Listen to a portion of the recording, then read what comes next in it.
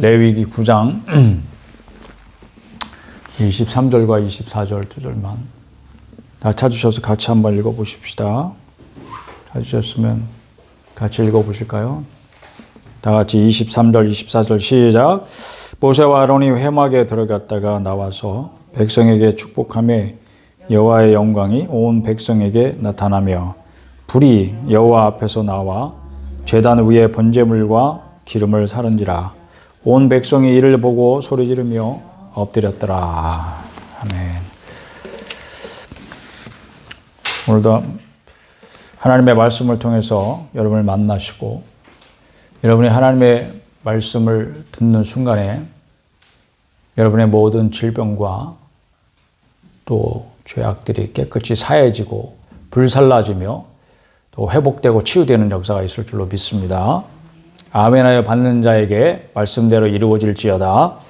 할렐루야. 기독교는 하나님과 하나됨 안에 사는 것이다. 믿습니까?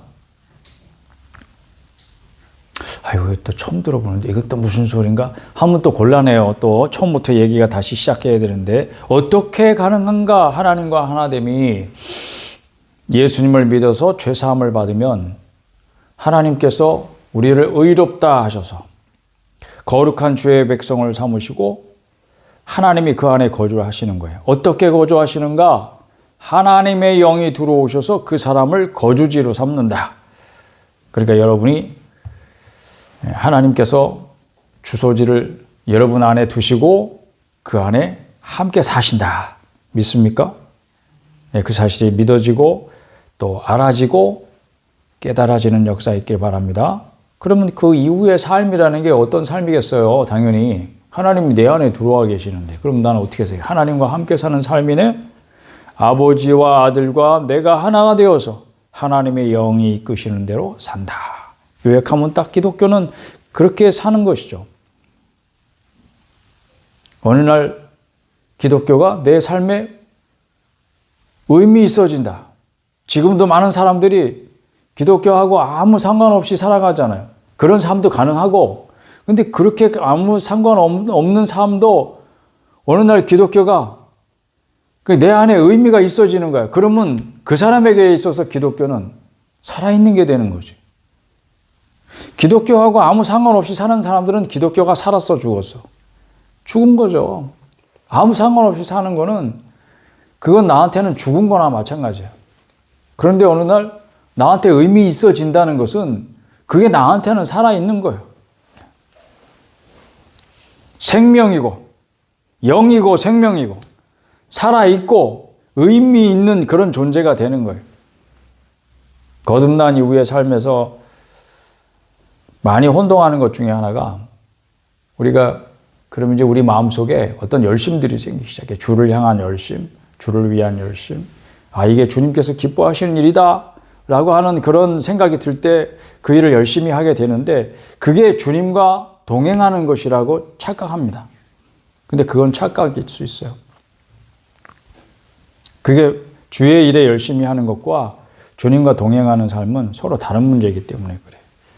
아버지께서 하라고 주신 일은 당연히 열심히 해야죠. 물론 여러분 마음속에 아, 이게 하나님 나한테 주신 일이구나. 하나님께서 나한테 하라고 지금 말씀하시는구나. 그러면 여러분들은 힘을 다해서 그 일을 하셔야 돼요. 당연하죠. 그러나 이제 그 일을 열심히 하지만 하나님과 멀어질 수 있다. 그러니까 하나님과 동행하는 문제는 그거하고 또 다른 차원의 문제구나. 얼른 이렇게 생각하셔야죠. 그게 왜 하나님 열심히 하면 하나님 기뻐하시고 하나님이 거기에 함께 하실 거 아니야. 이렇게 생각하면 내가 하나님과 동행하는 것이나 하나님 열심히 하는 것이 같이 가야지 이렇게 생각할 수 있지만 자, 예를 들어서 한번 제가 설명해 볼게요. 부부는 하나님께서 짝지어 주셨어요. 그래서 하나가 되잖아요. 그럼 하나 되어 사는 게 너무나 당연한 삶인데 그 당연한 삶이 실제로 삶에 보면 계속 그렇게 유지되고 이루어져 가는가? 이제 남편이 퇴근하고 집에 돌아왔어요. 그러면 이제 아내가 또 그 밥도 차려주고 뭐 물도 떠다 주고 또 이것저것 해달라는 대로 다 챙겨줘요. 그런데 눈 한 번 안 마주치는 거예요. 그리고 말 한마디 안 하는 거예요. 그럴 수 있죠. 그럴 수 있단 말이에요. 그러면 그 부부 사이는 어떻게 된 거예요? 금이 가 있는 것이 아닌가? 멀어져 있는 것이 아닌가? 같은 집에 살고 있다고 해가지고 일 하나 되는 것은 아니란 말이죠. 각자가 맡은 일은 열심히 해요. 근데 그 관계는 이미 깨어진 상태일 수 있죠. 하나님과의 나의 관계도 그렇다는 거예요. 그래서 우리가 성도의 교제가 너무 중요한데, 이 일하고 성도의 교제는 어떤 관계일까요? 성도의 교제를 통해서 우리는 서로가 서로에게 그런 걸 점검해 줄 필요가 있어요. 물어보는 거예요. 이게 점검한다는 게 사실 질문하는 거예요. 성도의 교제에 같이 밥 먹고 뭐 차 한잔 마시고 그렇게 가까이 친하게 지내면서도 항상 당신 주님과 하나 되었습니까? 거듭났냐 이 말이에요. 그거 확인하셔야 돼요. 거듭나지 않은 사람이 있을 수 있잖아요.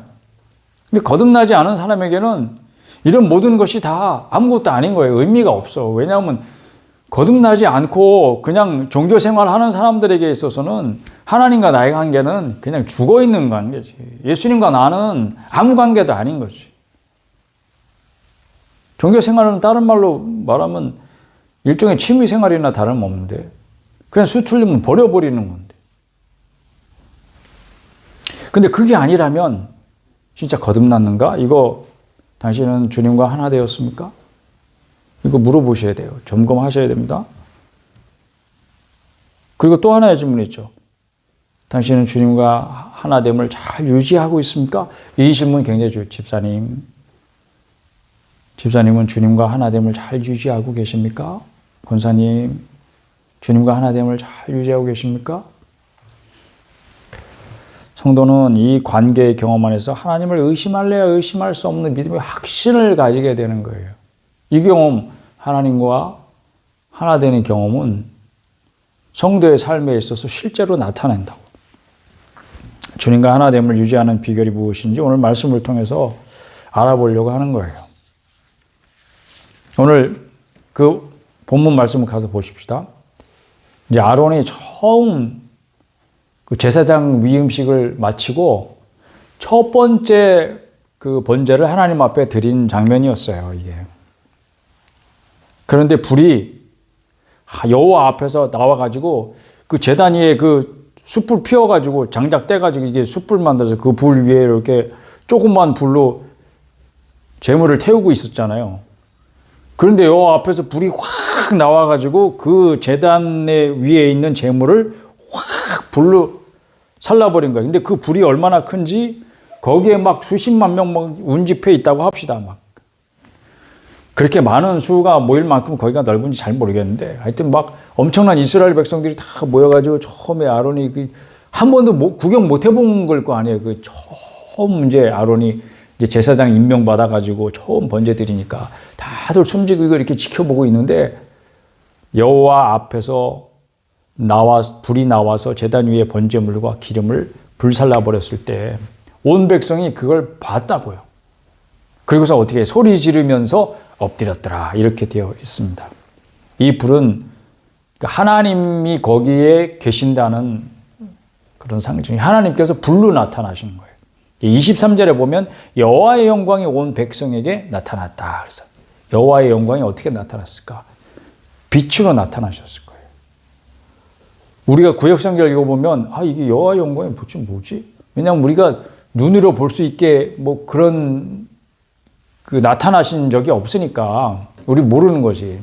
근데 이 사람들은 그걸 보면서 하나님이시구나. 이걸 느꼈다는 거지. 모세가 그렇게 표현한 거예요. 하나님의 영광이 온 백성에게 나타났다. 불이 나타났다. 불로 하나님이 거기에 함께 계심을 보여주시는 그런 비유인 거지. 상징인 거지. 그랬을 때 이스라엘 백성들의 반응은 소리 지르면서 엎드리는 거예요. 하나님의 백성이야, 여러분이요. 여러분이 하나님의 백성이고, 그리고 하나님께서 여러분을 구원하신 이유가 뭐겠어요? 여러분을 자녀 삼으시는 거예요. 아들이 되게 하고, 딸이 되게 하는 거예요. 그러기 위해서 하나님께서 여러분을 구원하신 줄로 믿습니다. 여러분을 불러다가 뭐 노예로 부려먹으려고 하나님께서 여러분을 부르신 게 아니에요. 착각하지 마세요. 하나님 사랑하는 자녀로 삼으신 줄로 믿습니다. 근데 그랬단 말이에요. 그러면 내가 하나님의 자녀가 되어서 최고의 소망이 뭐겠어요? 하나님의 얼굴을 보는 거죠. 하나님의 아버지니까. 근데 자식이 돼가지고 아버지 얼굴을 보려고 말이 안 되잖아요. 나는 태어난 이후로 내 아버지 얼굴을 한 번도 본 적이 없어요. 뭐예요, 그러면? 고아네, 고아. 아니, 고아가 아닌 다음에 아버지 얼굴을 모르면 말이 안 되잖아요. 그렇죠? 그러니까 하나님의 자녀들의 최고의 소망은 그거라고 생각해요. 아버지 얼굴을 보는 거. 그러니까 나는 아버지가 누군지 알아. 아버지가 누군지 안다고. 그거예요, 그거가 최고의 소망이지. 우리가 그 레위기 읽어보니까 번제단을 만들어 놓고 제사장의 임무 중에 하나가 그 불이 꺼지지 않게 하는 거예요, 항상. 그러면 저녁 내에 거기다 장작을 놓고 불이 꺼지지 않게 하고 아침 당번은 제일 와서 뭘 확인하겠어요? 불이 꺼졌나 안 꺼졌나 보고 재를 긁어놓고 새 장작을 피워가지고 거기 어떻게 해? 불이 안 꺼지게 불을 막 지피는 거. 그거 당번이 하는 제일 중요한 일 아니에요. 그러니까 하루 종일 밤새 불이 꺼지지 않게 하는 거예요. 항상. 그게 무슨 의미겠어요? 가만히 생각해 보세요. 그 불을 보면서 이제 앞으로 제단에 하나님 앞에서 불이 확 나와가지고 그 제단에 벌려놓았던 그 모든 재물을 불태우는 광경을 봤던 이스라엘 백성은 앞으로 그 제단의 불을 볼 때마다 어떤 거를 기억을 떠올리겠어요? 하나님이 불로 임했던 그 사건을 기억나지 않겠어요, 여러분? 그 사건이 매일같이 일어나지는 않아. 딱 한 번 일어났어, 그 이스라엘 백성들 앞에서. 그렇지만 기억은 항상 그 사건을 떠올리게 만들겠죠. 기억이 그래서 너무 중요한 거예요. 그럼 하나님과 이스라엘 백성의 관계는 늘 그 기억 속에서 살아있는 거예요. 그렇죠? 여러분이 하나님 만난 기억을 떠올려 보세요. 그런 생생함이 매일 경험되지 않을지라도 그 한 번의 경험만으로도 우리는 매일같이 하나님 관계를 새롭게 할 수 있는 거예요. 그게 바로 기억입니다. 여러분, 하나님과 만난 기억이 있습니까? 그럼 기억을 날마다 새롭게 떠올릴 수 있기를 바랍니다. 그러니까 꺼지지 않는 제단의 불은 그렇게 하나님을 만난, 하나님의 얼굴을 본 기억을 자꾸 떠올리게 하는 거죠. 그리고 죽음을 맞이하는 순간에 하나님의 얼굴을 배웁는다. 그럼 내가 어디 있다는 거야? 하나님 앞에 있다는 거지. 천국에 들어간 거예요. 할렐루야. 그러나 캄캄한 암흑 속에서 두려워하고 있어, 내 죽음을 맞이하는 순간. 그러면 이 사람은 지금 어디 있는 거예요? 바깥 어두운데 슬피 울면서 일을 가는 그 현장에 있게 되는 거죠. 영원히 하나님의 얼굴을 떠나서 지옥의 형벌을 받게 된다, 이 말이죠. 근데 그 출애굽기를 읽으셨으니까 여러분들이 아시겠지만 레위기도 마찬가지고 출애굽기 읽어보면 하나님 영이셔서 하나님이 볼 수 없는 존재예요. 그러나 하나님의 모습을 이렇게 한 번씩 보여주는 경우가 있어요. 모세가 하나님을 봤죠. 하나님을 대면했다. 페이스 투 페이스. 얼굴과 얼굴을 직접 대면했대.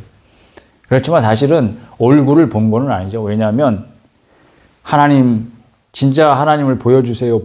막 모세가 막 간구하니까 하나님의 등을 보여주신 적은 있어. 왜냐하면 내 얼굴을 보면 너는 죽는다. 산 자가 없다. 그렇게 말씀하셨고, 그러니까 성경 말씀에 보면 사람이 하나님을 보거나 그 음성을 들으면 죽는다고 돼 있단 말이에요. 그러니까 죄인이 거룩한 하나님을 보면 죽지, 당연히. 그런데 하나님의 얼굴을 본다고? 이게 무슨 말일 것 같아요? 죄사함 받았다는 의미죠. 그는 하나님 앞에서도 죽지 않을 만큼 거룩한 존재가 되었다는 말이죠. 하나님이 그를 인정하시고 받아들이셨단 말이죠. 그러면 사람의 반응은 뭐예요? 두려움이죠. 왜? 불을 봤잖아요, 불. 불 보면 여러분 무서워, 안 무서워? 그거하고 똑같은 거예요. 하나님을 본다는 것은 불을 볼 때 느끼는 그 무서움, 두려움, 그거예요. 죽을까봐 두려운 거예요. 여러분 기억나시죠? 성경에 보면 하나님의 불을 본 몇 사람들의 기록이 나와요. 기드온 봐봐요. 기드온이 손님 대접한다고 뭐 갖다 놨는데 갑자기 여호와의 불이 임해서 그 불이 확 타면서 여호와의 사자가 싹 사라졌다고. 그럴 때 기드온이 아이고 난 죽었구나. 내가 하나님을 봤구나. 이렇게 해서 느꼈을 때 그 두려움이 죽을까봐 두려움이었어요. 또 삼손의 아버지 이름이 뭐죠? 마노아. 마노아도 여호와의 사자가 그 불 가운데 올라가는 그 광경을 봤잖아요. 그럴 때 우리는 죽었구나. 죽을까봐 두려움이 딱 임했다고. 그 불이라는 건 하나님의 임재잖아. 내가 하나님을 봤는데 그럼 난 이게 죽었구나. 그런 거죠. 얼마 전에 저희 집 옆에 공터가 있는데 거기 불이 났어요. 그 불을 보고 얼른 이제 119에 신고해가지고 소방차가 와서 금방 불을 껐는데 누가 담뱃불을 던졌나 봐요. 그 공터가 뭐 시우지라나 그래가지고 누가 뭐 경작하거나 그렇진 않아가지고 조그마지만 거기 막 여름에는 잎이 잡초가 막 무성했다가 이제 겨울이 되면 어떻게 되지? 가을이 되고 겨울이 되면 이제 그게 마른단 말이에요. 그러기를 몇 해 계속 하니까 거기가 풀이 무성해졌다가 그 무성한 풀이 그대로 말랐다가 하면서 지난 겨울에도 말라붙은 풀이 막 이렇게 우거져 있는 거예요. 거기다 누가 담배불 붙였는데 그날따라 바람이 좀 심하게 불었어요. 그러니까 불이 막 무섭게 번지더라고요. 그러니까 그 불을 봤는데 그 불이 우리 집 쪽으로 막 이렇게 번져오는 거예요. 점점. 근데 그 불 보니까 뭐 무섭더라고요. 그런 무서움이죠.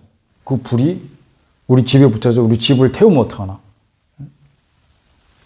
그러니까 불을 보면 사람들이 다 그런 두려움을 느끼잖아요. 하나님이 내 앞에 나타난다. 그거를 감당하지 못해가지고 이스라엘 백성은 죽을까봐 아이고 모세요. 당신이 가서 하나님 만나고 당신이 가서 하나님의 음성을 듣고 당신이 와서 전해주세요. 왜냐하면 우리 한 번만 더 들으면 죽을 것 같아요. 그런데 여러분에게는 소원이 있습니까? 하나님의 얼굴을 보고자 하는 소원.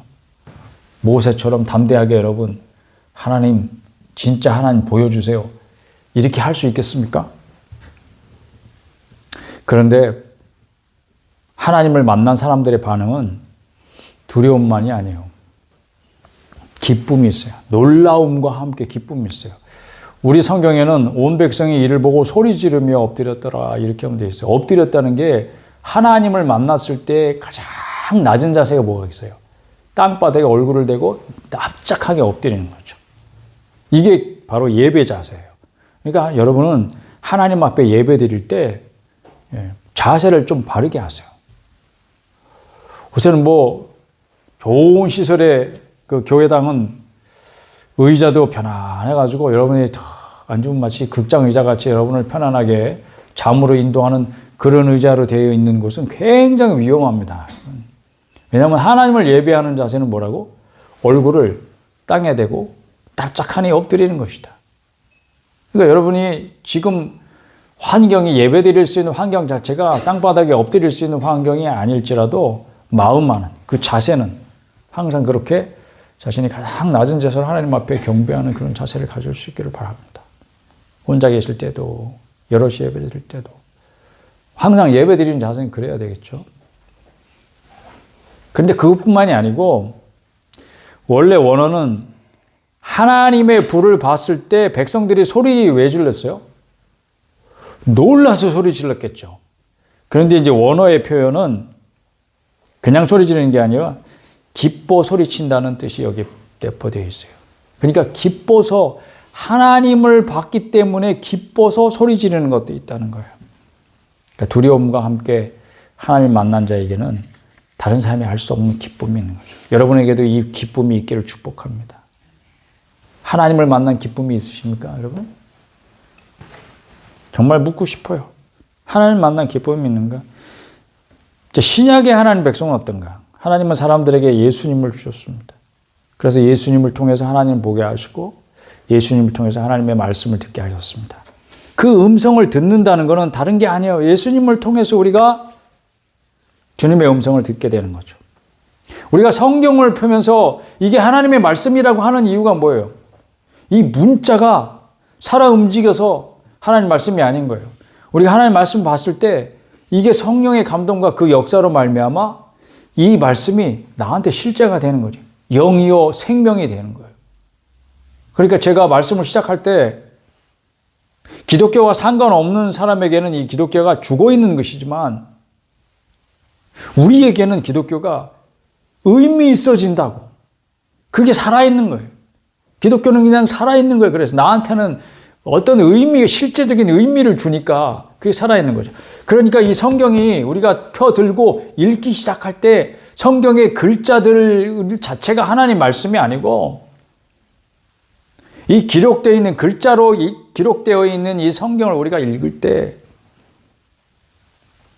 성령의 감동이, 성령의 역사가 나에게 의미를 주는 거예요. 영이요 생명이 되는 거예요. 그러니까 살아있는 의미가 되는 것이고 하나님의 말씀이 되는 것이고 그래서 성경을 읽을 때 하나님의 음성을 듣게 되는 거죠. 나를 본 자는 하나님을 보았다. 예수님께서 말씀하셨습니다. 그러니까 하나님을 보는 통로가 되는 거예요. 예수님이. 하나님을 통하는 길이 되신 거예요. 나를 통하지 아니하고는 아버지께로 갈 자가 없다. 예수님께서 말씀하셨거든요. 그러니까 우리는 하나님을 만나는 통로로 예수님이 주어진 것입니다. 그래서 우리는 예수 믿는 자가 되어서 예수를 믿는 자들은 당연히 예수님을 통해서 누구를 봐요? 하나님을 보는 거죠. 왜냐하면 그리스도는 하나님의 형상이다 그러셨으니까.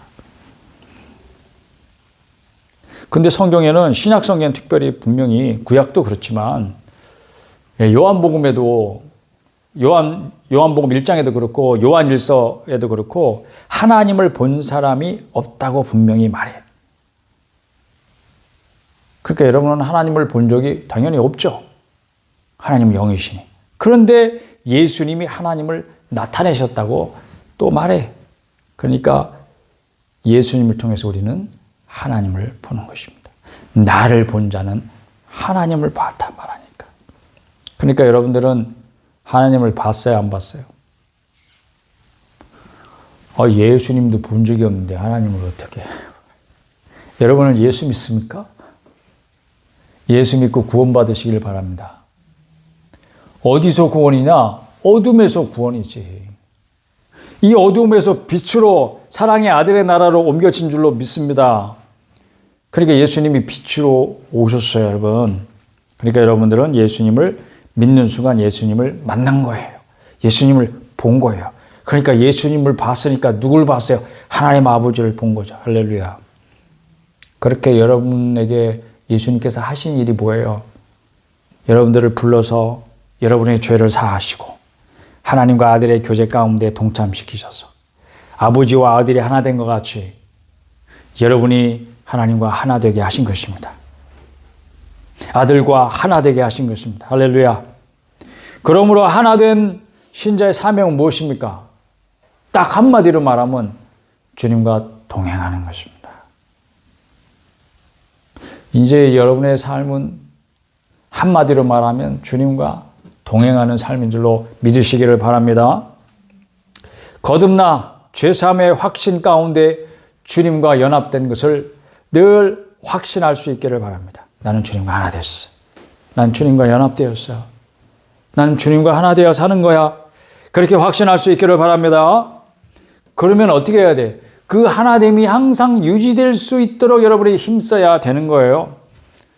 제가 그래서 성도의 교제 가운데 그걸 점검하라고 말씀드린 거예요. 하나님과 하나됨을 잘 유지하고 계십니까? 주님과 하나됨을 잘 유지하고 계세요? 그 비결이 요한일서 4장에는 뭐라고 설명되어 있냐면 한번 가서 보실까요? 요한일서 4장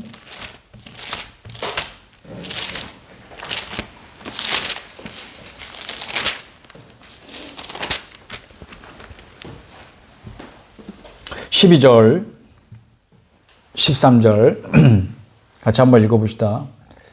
392페이지의 시작성경 요한일서 4장 12절 13절 다 같이 시작. 어느 때나 하나님을 본 사람이 없으되 만일 우리가 서로 사랑하면 하나님이 우리 안에 거하시고 그의 사랑이 우리 안에 온전히 이루어지느니라.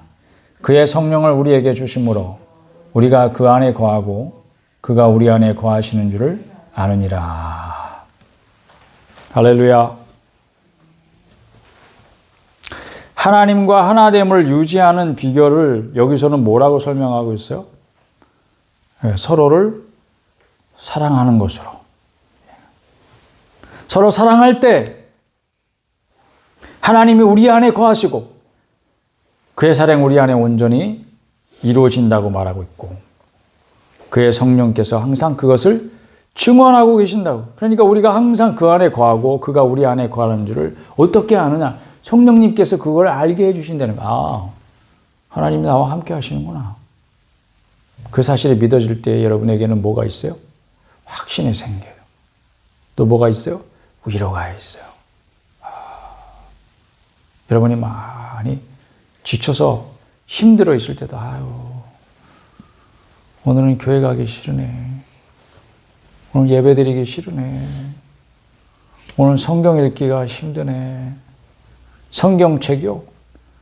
이게 얼마나 무거운지 들기가 힘들어요. 얼마나 무거운지 그 표지를 열기가 엄청나게 어려워요. 얼마나 무거우면 그럴까. 그럴 때라도 여러분이 힘을 내서 엎드리고 힘을 내서 이렇게 주일 예배에 참석하고 힘을 내서 성경을 펴들고 이럴 때 그때 주님이 만나 주신단 말이에요. 그리고 주님께서 나를 위로하시는구나. 내게 또 확신을 주시는구나.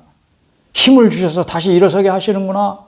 그게 성령의 역사인 줄로 믿습니다. 성령께서 하시는 일이 우리 안에서 하시는 일이 그런 거라고요. 그럴 때 내가 하나님 자녀지. 내가 하나님 아들이지. 하나님 딸이지. 그건 오늘도 확신 있게 하시는 줄로 믿습니다. 그러면 여러분이 오늘도 주께서 여러분을 위로하실 때 그 위로를 주의 위로로 받으시기를 바랍니다. 주께서 힘을 주실 때 그것이 주님께서 주시는 힘으로 받으시기를 바랍니다. 주님 여러분을 위로하기를 원하시는 거예요. 힘을 주시기를 원하시는 거예요. 그리고 자녀됨을 확신하시기를 원하시는 거예요.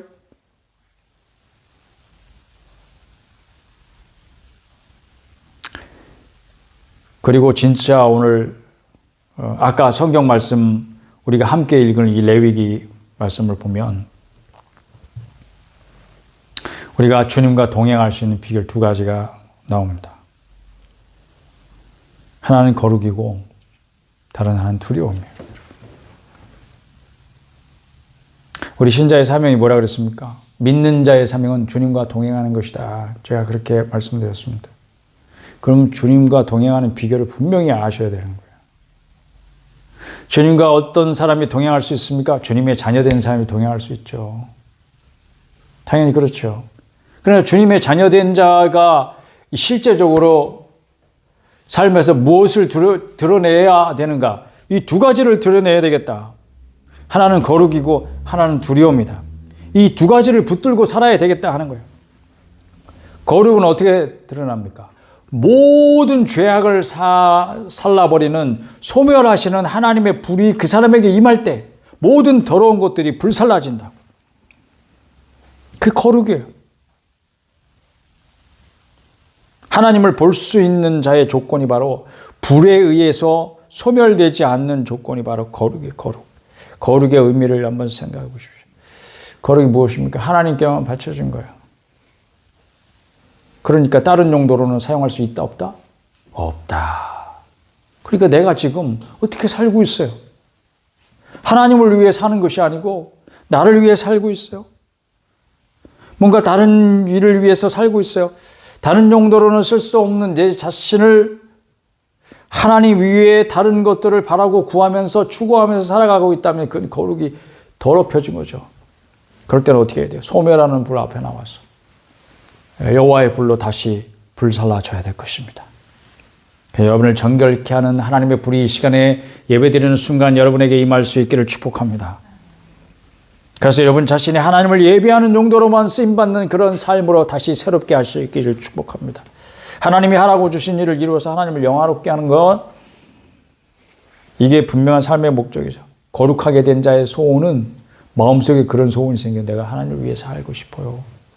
하나님의 영광을 위해 살고 싶어요. 내가 무슨 일을 하든지, 어떤 직장을 가지고 어떤 일을 하든지, 어디에 가서 살게 되든지, 누구와 함께 어울려서 살게 되든지, 내가 좋은 사람하고만 사는지 싫은 사람하고 어울려 살든지, 하여튼 이게 아니고 와 여기가 아니고 막 내가 다른 데 있어야 되는데, 그게 아니고 그 순간 거기에 하나님께서 나를 그곳에 보내신 것으로 믿고 이 가운데서 내가 하나님의 거룩을 드러내는 사람 되게 해주십시오. 이렇게 살고자 하는 소망을 가지게 되는 거죠. 그 순간에 어떻게 하면 내가 하나님의 영광을, 하나님을 영화롭게 할 것인가? 하나님을 영화롭게 하는 방법은 딱 한 가지 일이요. 그 속에서 내가 하나님께서 나보고 하라고 하신 일이 무엇인지 그걸 생각하는 거예요. 그럴 때 여러분은 거룩을 붙들 수 있어요. 거룩을 유지할 수 있어요. 왜? 하나님을 위한 용도로 여러분이 쓰임받는 그 모든 순간 여러분은 거룩한 자로 살아가는 거니까. 두 번째로는 두려움이에요. 두려움이 어떤 종류의 두려움이라고? 죽을까 봐 두려워하는 거예요. 왜? 내가 항상 하나님 앞에 살아가니까. 그 레위기로 다시 돌아가 보면, 레위기 아까 9장이었죠? 9장 23절, 24절 다시 한번 보세요. 거기 보면 불이 어디서 나왔다고 돼 있어요? 여호와 앞에서. 여호와 앞이 어디라는 거야? 여러분. 근데 원어를 보면 여호와의 얼굴이라고 돼 있어요. 그러니까 여호와의 얼굴에서 불이 나온 거야. 그러니까 이 사람들은 뭘 본 거예요? 그 불을 보면서 하나님을 봤다고 표현하는 거야, 이게. 그러니까 하나님이 얼굴을 우리처럼 뭐 눈, 코, 입 이렇게 달리셔서 그 얼굴을 이렇게 직접 봤다는 뜻이 아니고 그 불이 여호와의 불이라는 것을 알았어요. 그러니까 그 불이 자기 앞에 하나님이 계신 거라는 것을 확실하게 알았다고 표현하는 것이 바로 불이 여호와의 얼굴에서 나왔다, 이렇게 표현하는 것입니다. 그러니까 그 여호와의 얼굴을 본 거잖아, 이 사람들이. 그 불을 본 순간 그 사람들은 다 그렇게 느꼈다는 거예요. 내 앞에 하나님이 계시는구나.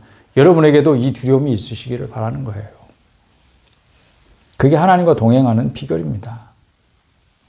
여러분이 하나님을 하루 동안에도 그렇게 의식하지 않고 내 앞에 하나님이 계시다는 거 의식 없이 살면 어떻게 살 것 같아요? 아무도 본 사람이 없어? 그러면 얼마든지 나쁜 짓을 할 수 있는 게 사람이에요. 요즘에는 글쎄 그저 뭐 사람들이 보는, 만인이 보는 앞에서도 나쁜 짓을 하고 그 나쁜 짓을 한 사람을 칭찬하고 그런 일이 있을 거라고 성경에 미리 예언돼 있잖아. 그렇죠? 우리가 성경을 읽어야 되는 이유가 아이고 도대체 세상이 이거 왜 이렇게 돌아가는 거야. 성경에 다 나와 있어요. 예언돼 있어요. 세상이 그럴 거라고. 사랑이 점점 식어질 거라고.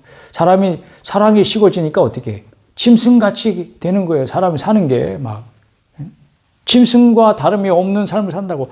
생이건 고귀하게 생겨가지고. 하나님의 형상을 지닌 고귀한 존재로 생겨가지고 하는 짓이 짐승처럼 된다고요. 그렇게 예언되어 있으니까 여러분 이상하게 볼 게 없어요. 다만 어떻게 바라봐야 돼요? 안타깝게 바라보고. 그리고 우리가 할 수 있는 일은 사실 기도밖에 없더라고요. 하나님이 우리를 불쌍히 여겨주소서. 그리고 여러분 자신은 그런 세상을 바라볼 때 두려움을 가지셔야 돼요. 내가 하나님 앞에 있는데 한 번 죽는 것은 사람에게 정하신 것이요.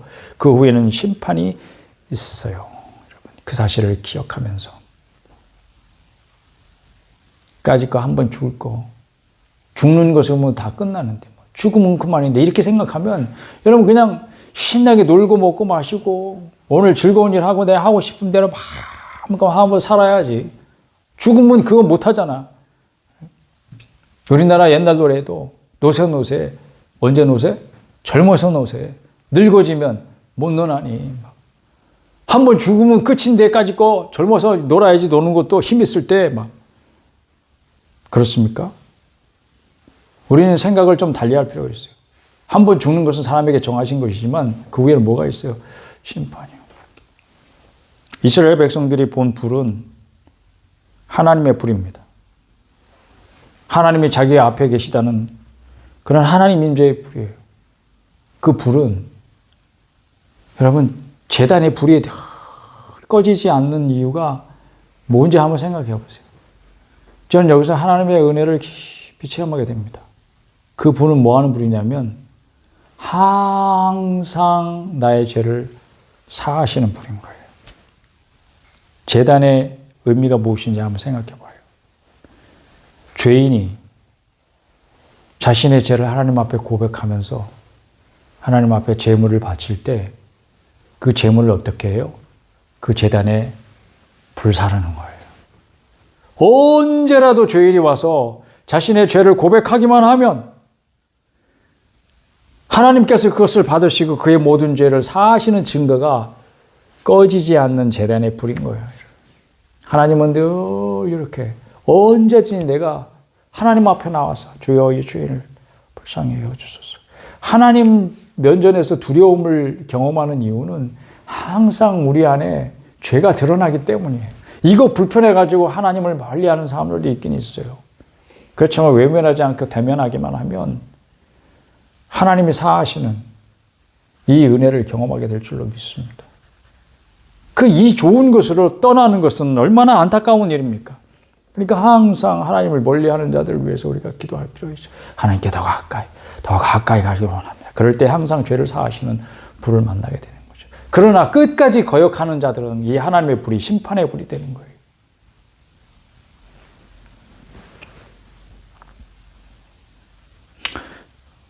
하나님이 항상 내 안에 함께 계심을 오늘도 확신하는 가운데 이 말씀으로 결론을 대신하려고 합니다. 우리 고린도 후서 7장 가봅시다. 이 말씀 여러분과 함께 읽고 마치도록 하겠습니다. 고린도 후서 7장 1절입니다.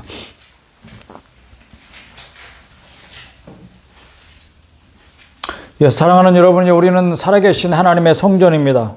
왜냐하면 하나님이 우리 안에 함께 거하시기 때문입니다.